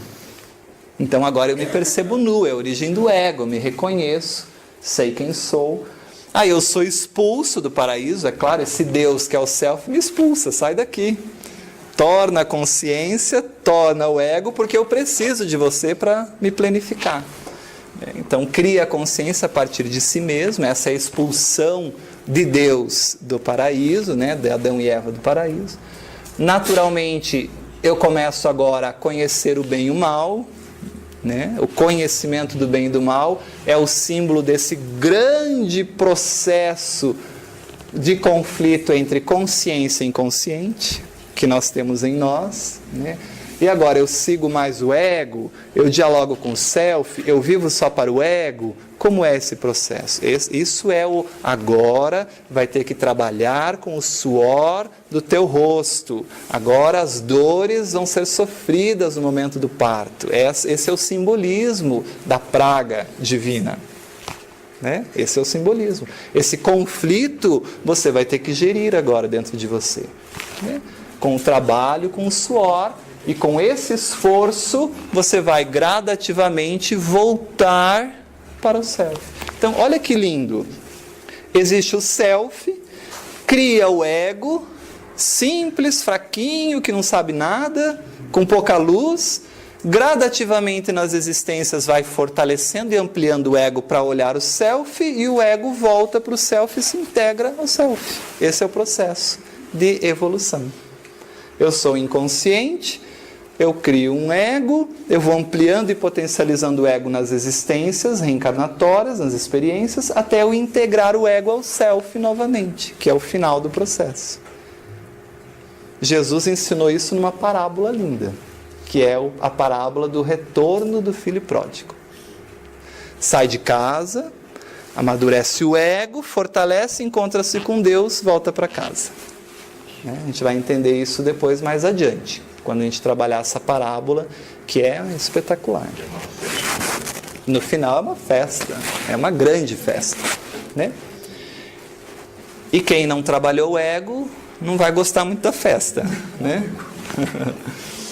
Então, para o ego, aí, o despertar do herói interior, esse encontro assim, é um pouquinho mais conceitual mesmo, a gente precisa disso, não tem como fugir, mas é importante essa estruturação para a gente discutir depois as outras coisas. Para o ego, o importante é estar saciado, confortável, sem dor, sem sofrimento, isso é importante para o ego, né? Para o self, o importante é o aprendizado que se tem com a dor, com o desconforto, com o sofrimento. Então agora começou uma luta entre o que o meu ego quer e o que o meu self quer. E eu vou ter que gerir isso, né? Para o meu self é importante eu passar por aquela experiência da dor. Mas para o meu ego não, quanto antes eu me livrar disso, melhor. E aí, qual é o equilíbrio disso? Como que eu encontro essa paz no mundo que Jesus dizia? A paz do Cristo, que é muito diferente da paz do mundo. Então esse é o conflito que nós vamos ter que gerir e que nos leva à evolução. Inicia-se a luta entre o inconsciente, caracterizado pela imagem divina em nós, o self, e o consciente, tendo como seu defensor o ego. E no primeiro momento que o ego, do desenvolvimento do ego, ele vai lutar com todas as forças para não olhar para esse inconsciente, porque olhar para esse inconsciente dói, machuca, mostra que eu não mando em nada, que quem manda é o self, e eu não quero perder essa posição, porque para mim o importante é estar aqui, ó, saciado, confortável, sem dor, sem sofrimento. Eu estando bem, o resto que se exploda. Isso aqui é importante para mim. O que eu tenho a ver com a fome na África? Não tem nada a ver com isso aí. Mas a gente tem as posturas desse ego no início do processo. O importante é eu ter dinheiro, o importante é minha família estar bem, é eu ter segurança financeira para 15 gerações, eu posso morrer feliz, tranquilo, que vai ficar todo mundo bem. É uma ilusão do ego. Quem disse? Será que vai? Fala que é uma causa de sofrimento. Muito sofrimento, né? Porque imagina você mover toda a tua energia diária para isso. É muito sofrimento, né? Então há uma desconexão entre ego e self. E aí esse equilíbrio vai ter que acontecer. A depressão mesmo. A depressão é um convite amoroso do self para um ego que se desviou no percurso. Está muito polarizado para as coisas do ego. Tem que voltar. Tem que olhar para o inconsciente. Então o self cria o processo para o ego olhar para si, para o próprio self. Se vai surtir efeito ou não, depende do ego, mas o self cria o mecanismo, né? Se esse ego está mais fortalecido e amadurecido, pode surtir um bom resultado. E a pessoa passa por uma depressão e modifica a maneira de viver. Ou não, deprime mais ainda, se suicida. São decisões que o ego toma e tem na vida.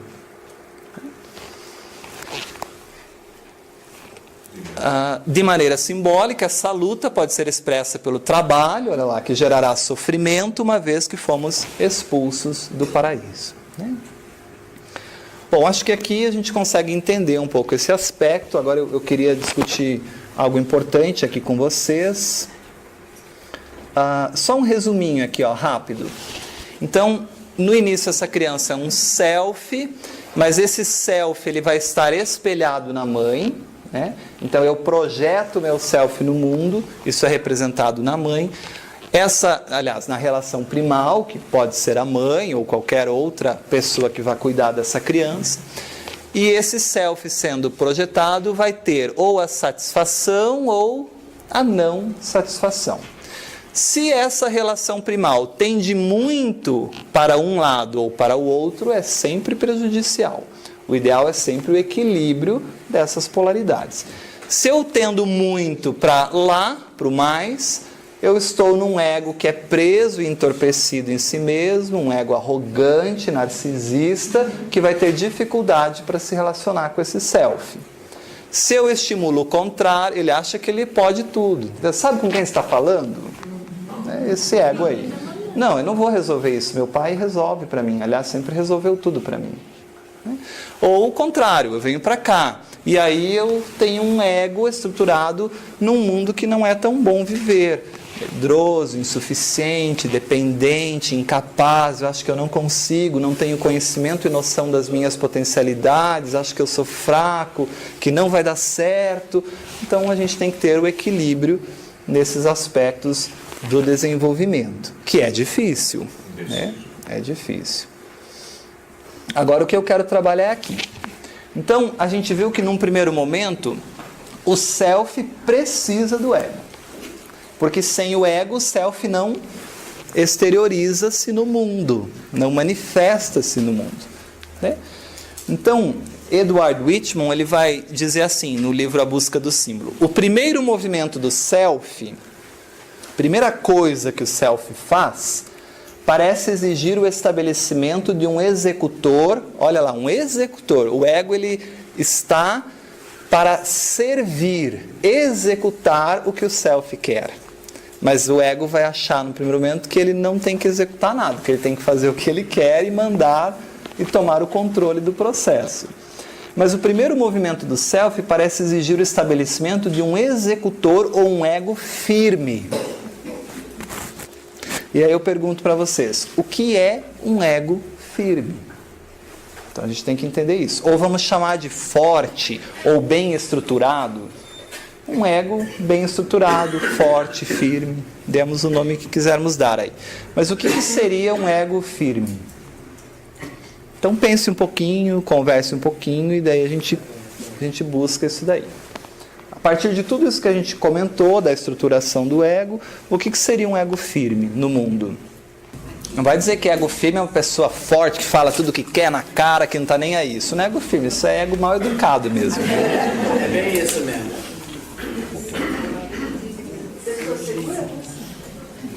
Isso, já vamos buscar isso daí. Pensem um pouquinho, discutam um pouquinho entre vocês aí, a gente... Obrigado.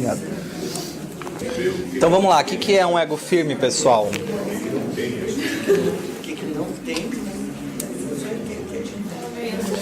Ego firme é impor as suas ideias, falar o que pensa, achar só que a sua maneira de pensar é a correta? Não, eu acho que é o contrário. Isso é um ego adoecido, né? Não, é o contrário, acho que é um ego que não se deixou levar pelas lentes que estão um pouco sujas, assim, ele foi recebendo do mundo e mesmo assim ele não se deixa levar por isso. Consegue se situar no mundo, discernir as coisas do mundo, perfeito. Sai da fase instintiva, você quer dizer? Segura, determinada.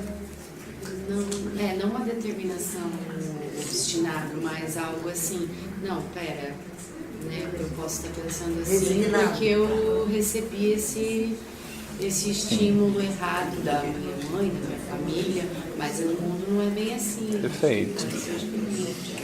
Ele se desconecta daquela visão ilusória de que ele é incapaz, não pode, não foi atendido. Muito bem, o que mais? Eu acho, Wagner, um ego que seja consciente de si Muito bom. e que seja, como diz ali, um executor, um servidor do céu. Excelente. Consciente de si e a serviço do céu. Perfeito. Será que o nosso ego é assim? É isso que a gente tem que pensar. A gente tenta trabalhar para isso, mas eu acho que ainda falta muito. Perfeito. É isso que a gente está descobrindo, né?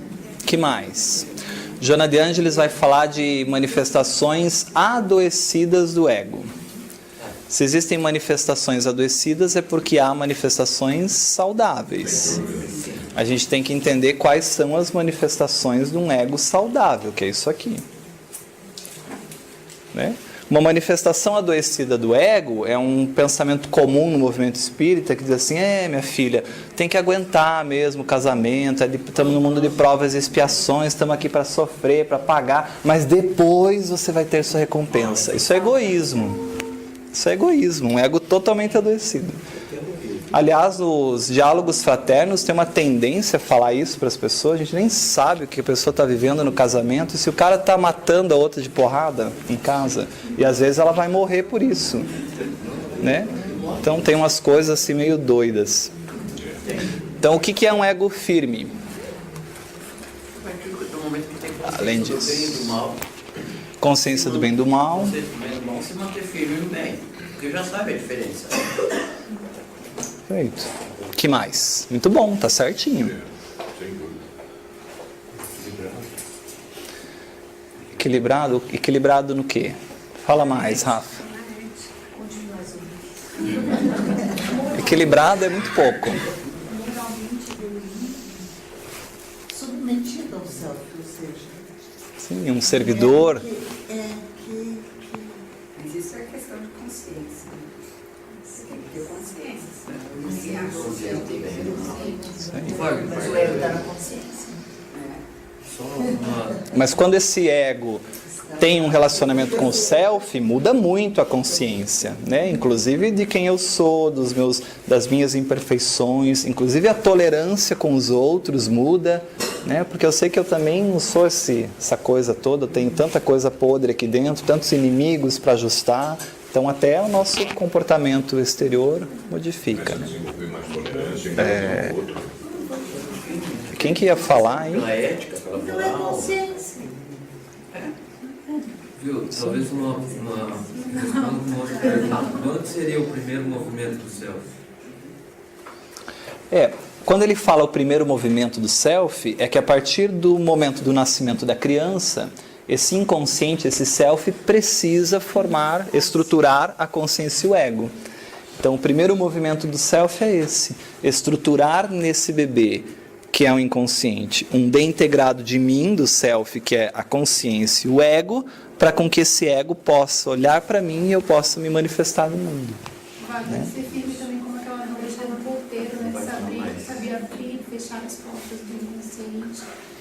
Isso é muito importante, porque eu tenho que me relacionar com o self, mas não vou dar conta de todo o conteúdo. Eu tenho que saber o que eu posso também mexer, o que eu consigo, né? Porque tem coisas que eu não dou conta e não vou dar numa existência.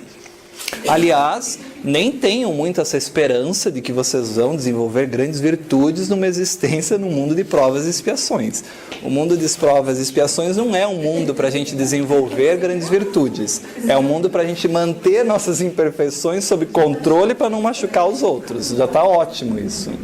Porque adquirir virtudes, isso é um pouco mais adiante no processo. É verdade que a disciplina que eu atingi, que agora tenho consciência disso, eu já venho tentando há muitas encarnações.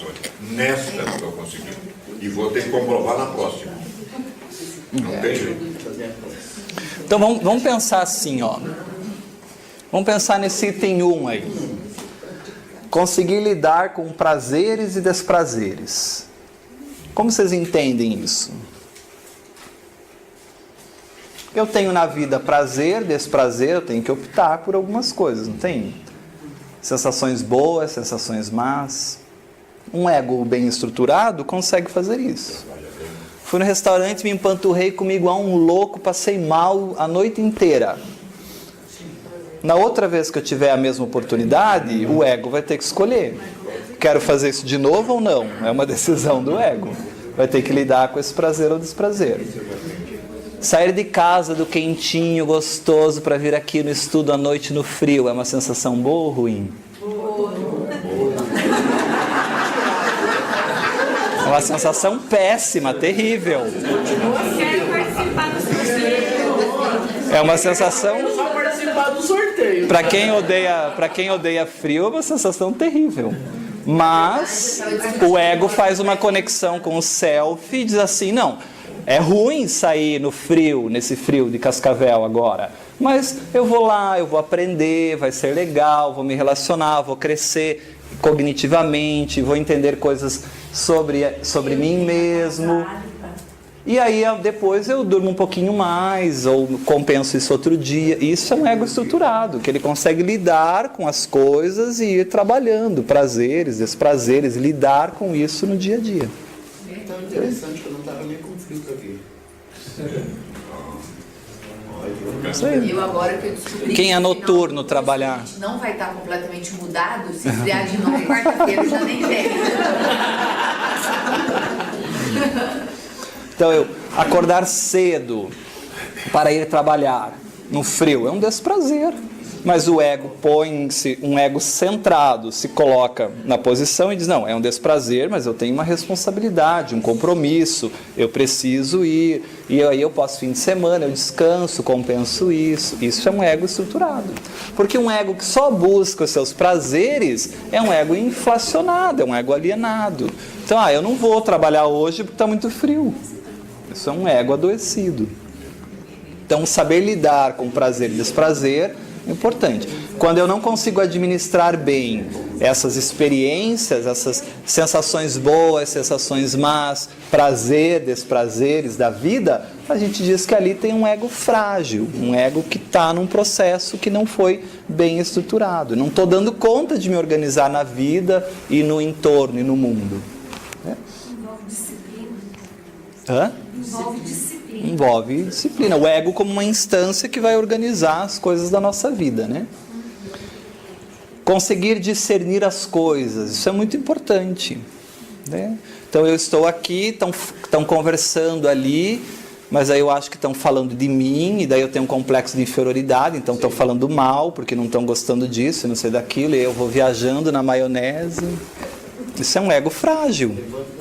Ou o contrário, estão falando de mim, estão falando lá, mas eu tenho um complexo de superioridade, então estão falando de mim, estão adorando a aula, estão amando tudo, eu sou o último, né?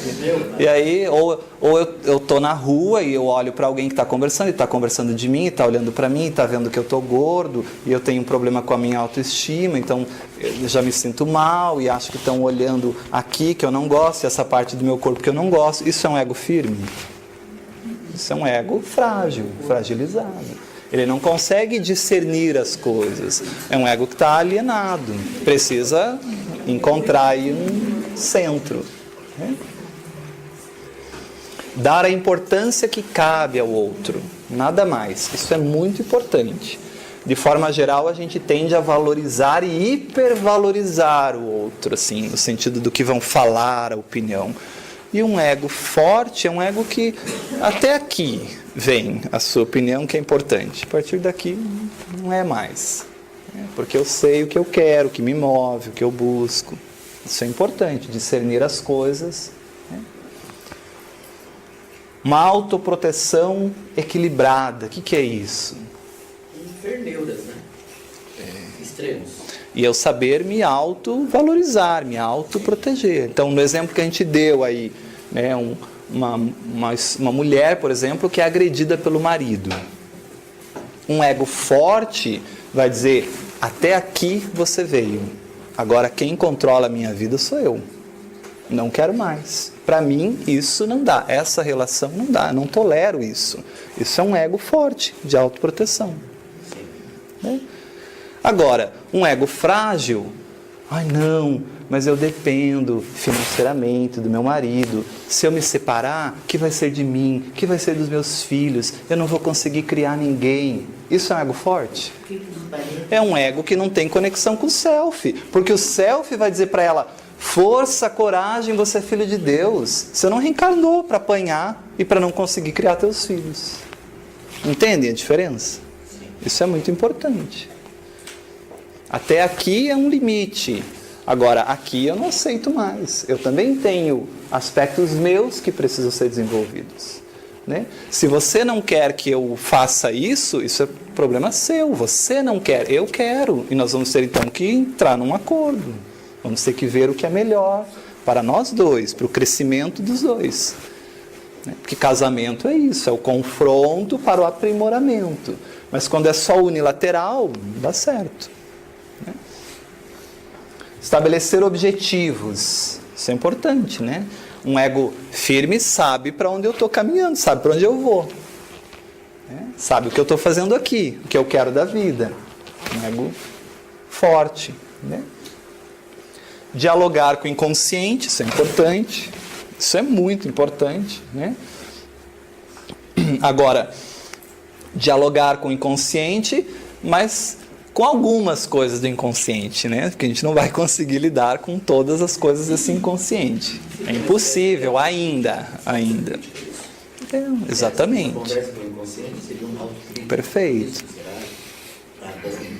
Perfeito. Acho que, inclusive, quando a gente planeja, faz o planejamento dessa vida, desse ego, a gente também tem qual a carga de inconsciente que a gente vai trabalhar, né? Porque é uma porção. Por cada ego, uma parcelinha. Isso aí. Então, autoestima, né, como a gente comentou, se valorizar, né, no sentido de se amar. É primeiro necessário amar-se a si mesmo, para depois eu poder amar a quem quer que seja. Né? Jesus já nos ensina isso. O amor que eu exteriorizo ao outro é o amor que eu tenho a mim. Né? Então, isso é importante. Saber lidar com as emoções, a gente vai ter um momento específico para isso também, o que é lidar com as emoções, como isso funciona. Então eu preciso de um ego firme para isso, né? Senão eu sinto tristeza, e essa tristeza, se o ego é forte, firme, estruturado, essa tristeza pode me levar a um melhor entendimento de mim mesmo. Agora, se esse ego, e é uma oportunidade para eu crescer. Agora, se eu tenho um ego frágil, essa tristeza me leva a uma depressão, a um suicídio, Então eu preciso entender isso, né? Administrando esses aspectos, né? Ponderar entre razão e emoção, não ficar sonhando demais, mas também não ser ego demais, discriminar, racionalizar demais, né? Ter esse eixo, né?